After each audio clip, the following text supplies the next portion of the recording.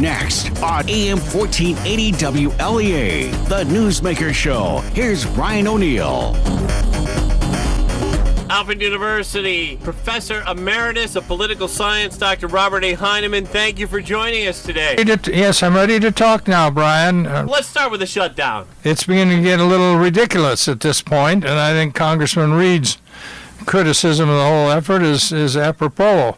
Now they're talking about, well, it's going to be a wall, it's going to be steel girders, I don't know, is it going to be a mosquito mesh? I don't know what they're planning to throw up there, and the Democrats, I think, look pretty foolish at this point in terms of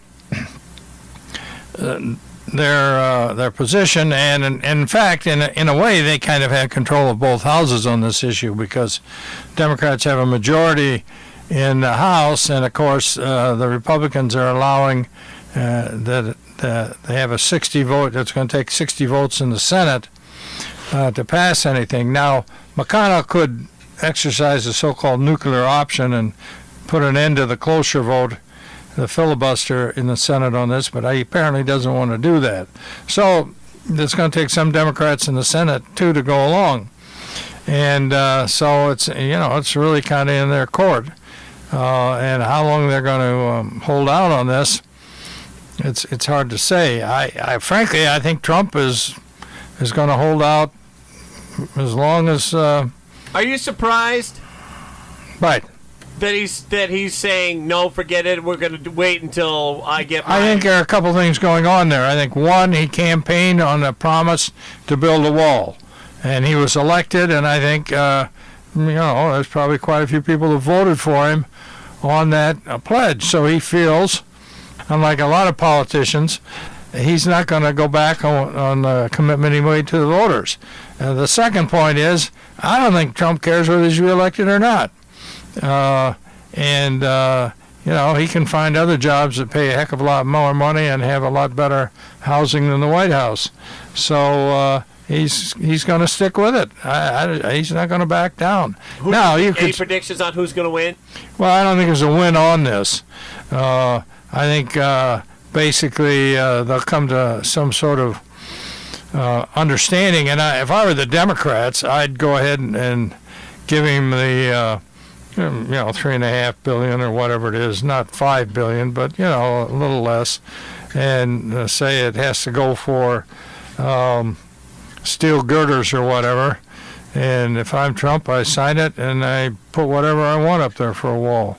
And what are they going to do about it?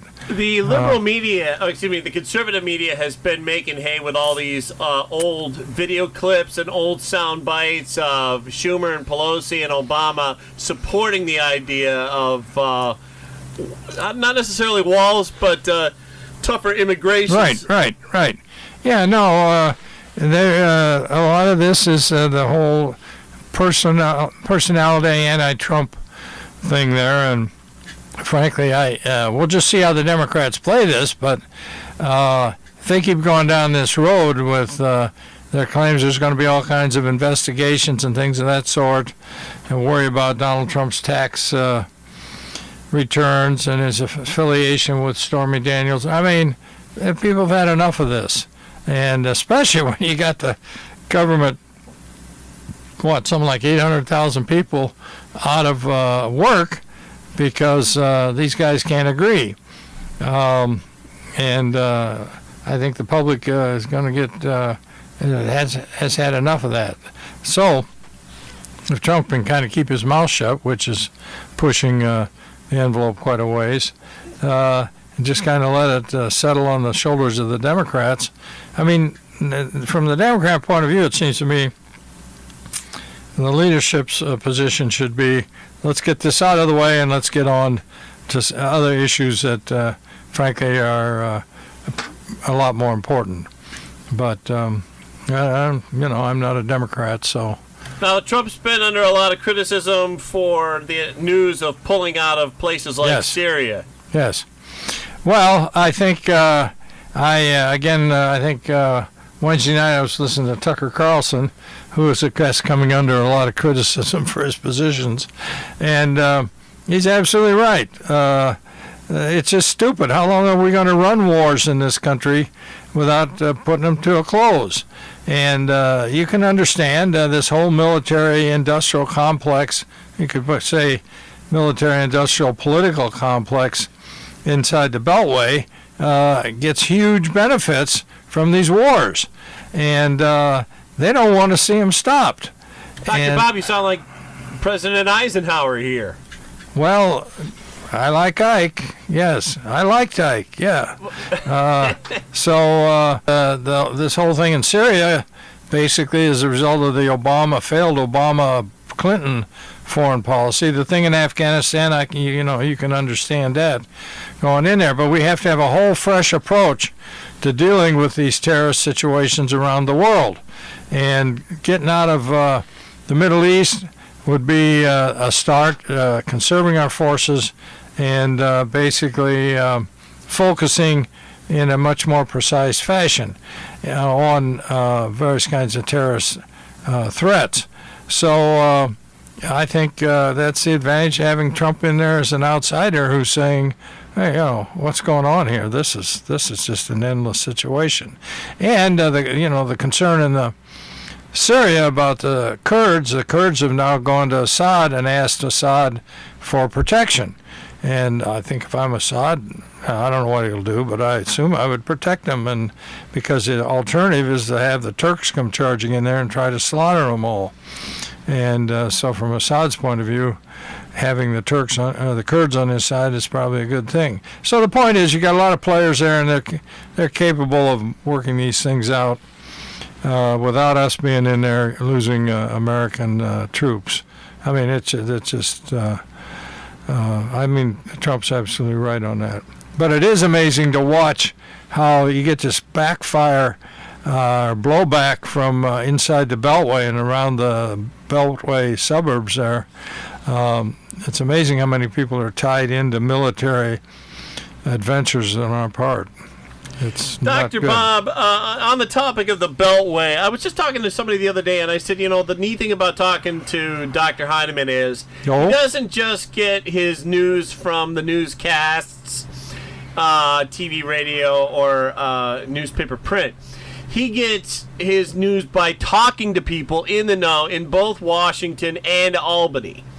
I mean, I'm sure you do watch news and catch shows Not here and much. there, but you have a lot of good sources, is what I'm trying to say. Yes, we have a few people we talk to here and there, yeah. You're well connected, Dr. Bob, and that's why I'm sucking up to you right now. Well, you're pretty well connected in the Beltway too there, young man, but we'll keep our connections Which brings me to my point.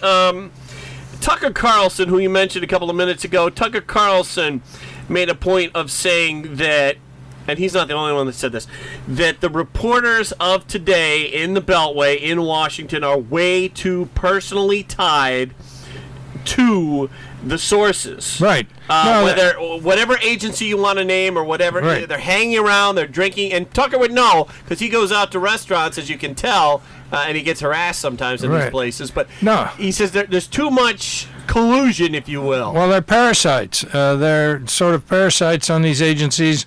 Instead of going out and doing grassroots fieldwork investigations of one sort or another, it's a lot easier to just go out to lunch or dinner or social hours of one sort or another with the various higher members of the agency and get their take on this and that, and then you basically kind of parrot what the agencies are trying, what they want out there. And the problem here right now is, I think, and this is one of the problems that Trump faces, and Tucker Carlson obviously has recognized this as well, is that he comes in completely outside this whole network that is built up, and he's tearing it all to pieces and would tear it up more if he could.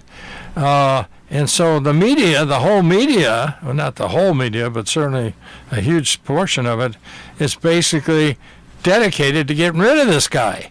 And so you have these strange situations going on and on about Russian collusion, and this guy Mueller, who has been investigating Trump for now, over a year? Oh, it's been over 2 years now, almost 2 years, and there's nothing Nothing has showed up here yet. The point is, the media just won't let it go because it threatens them as well. And obviously, for a lot of agencies, too personally tied to the people they're covering. And a lot of agencies obviously are threatened, and for good reason. They're getting wined and dined, and they're getting tricked into a lot of their coverage. People think it's just the liberal media, and I'm sure that it's not. It's certainly, it's a lot more complicated than that, I think. Conservative. And the thing about the shutdown, which we mentioned before, is you got some 800,000 people out of work, and guess what? We're buzzing right along pretty much as we always have before. Now, I'm sure there are glitches here and there, but the fact is, do we need all these people employed by the government? It's not clear that we do. What was the kind of administration? It was a very small administration that Roosevelt had that won World War II. I mean, it's just, how many people do you need down there? You're right. If I could get back to something else that Tucker Carlson said about the Washington media. Well, all right, sure. Okay. He said they're not journalism majors, so they didn't go through being taught.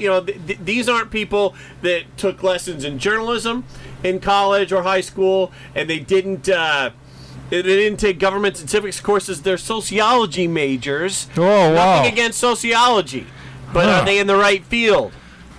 Tucker seems to think not. Well, there's a famous, I don't know, there's a famous work, article